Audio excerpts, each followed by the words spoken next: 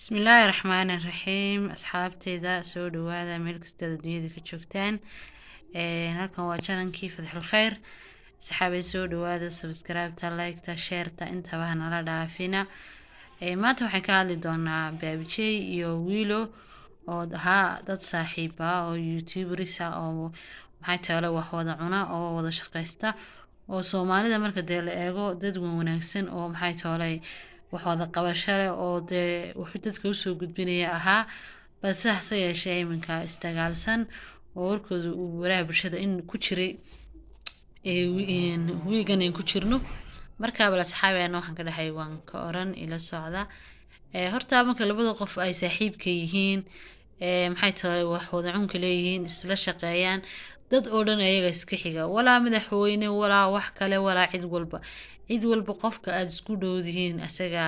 ka xiga wiilo mid bay ku khaldanayd baabijayna mid ku khaldanaa waliba waxa si badan baabijay khaladkiisa waayo gabadh ay saaxiib yihiin oo wada cun leeyihiin ayuu si xunde oo waliba gabadh weeyaan waa waxa weeyaan birmageedu ayuu si xun u maagay una caayay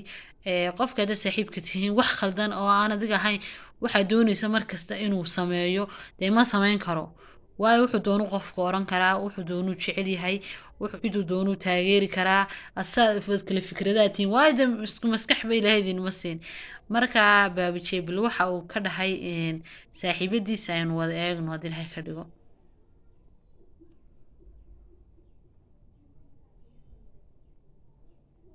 runtii waxaan rabaa inaan ka hadlo muuqaal markii aan arkay aniga naftirkeyga aan la yaabay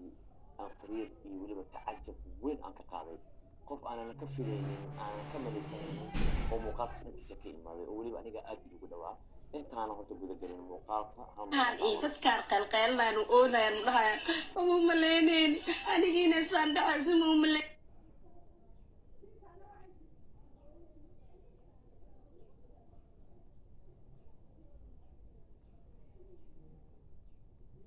farmaajina xilka laga qaaday farmaajo مرة في محيط مية أدوك إلهي فرماجة ونحبها ها فرماجي تراني فرماجة مرة بإلهي horta waxaa ceeb ah adigoo dumar ah weliba u dhashay Soomaaliya madaxweynahaaga aad kula hadasho waxyaabo noocan oo kaleeta ah waa qalad shalay farmaajo wuxuu ahaa madaxweynaheena waxaan u leeyahay respect ka ceel sharaf soo dhaweyn ciise iyo karaamo maanta ilaahay uma kasin xilka waxaa ka qaaday qof kale waa laga guuleystay baabijay marka uu leeyahay yani waa laga guuleystay madaxweyne Soomaaliyeed buu ahaa cid baa taageersan cid baan taageersaneyn wiil khasab kuma yahay inay taageerto oo markii Soomaalina waa la iska ogyahay adad qabiil wax ku taageeraysa dad si kale wax ku taageeraysaba dadkeena qaarna qofka way taageeran qofna ma taageero marka inantan khasab kuma ilahayn baabijay inay farmaajo adigu taageerto kula taageerto farmaajina madaxweyne Soomaaliyeed buu haayo inay haday maxay tahay doonayeen hadii kalaba inay horta wax ka sheegto ma yahay inay saa ku dhaaftaa bahayd laakiin adigu baabijay khaladka waxaad ku leedahay sabab ma u leedahay ila taageer ninkan taageero anigu maanta waxaan daalan taageeri karaa qofka ila saaxiibkii ma oran karo waxaan taageer saas ku dhaafaysaa marka halka uu ku khalday baabijay aad iyo aad buu ku khalday inuu saaxiibadii meel kaga dhaco oo uu dhaho waxaan taageerayo ila taageer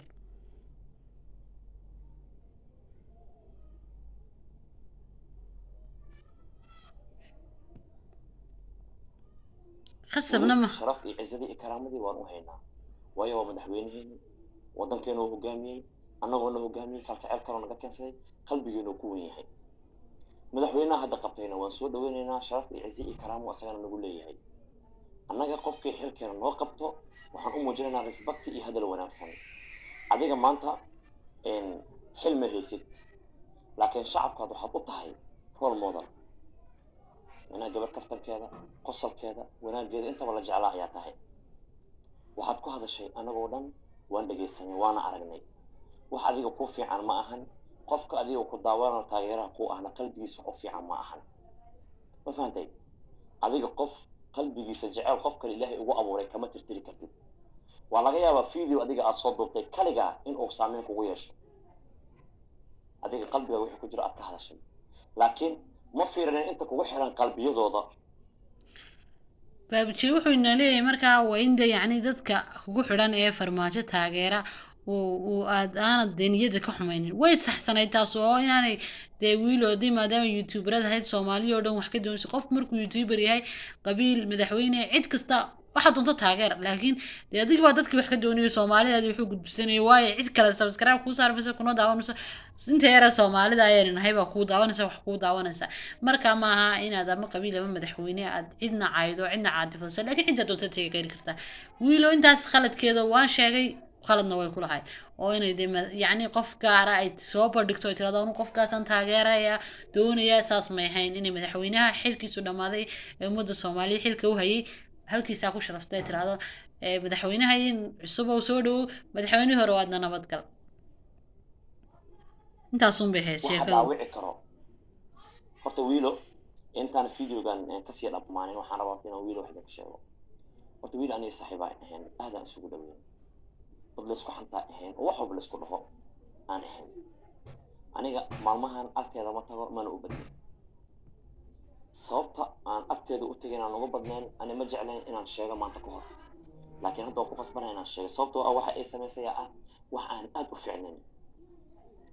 saaxiibtinimada marka koowaad ma taqaano waa qof danteeda oo keliya taqaano sida hadda ka aragteen ayay mar walba danteeda oo keliya u jeceshahay macnaha waxay fiirinaysaa meesha iida ka soo galaya dakhli ee ma fiirinayso danta guud qof loo dhinta ma aha qof loo dagaalamo ma aha qof saaxiib laga dhigta ma ahan qof la soo dhaweystana ma ahan waan ku qaldamay barashadeeda waxaan ka shalaynayaa maalintan bartay waan ka shalay aadaan ugu shalaynayaa inay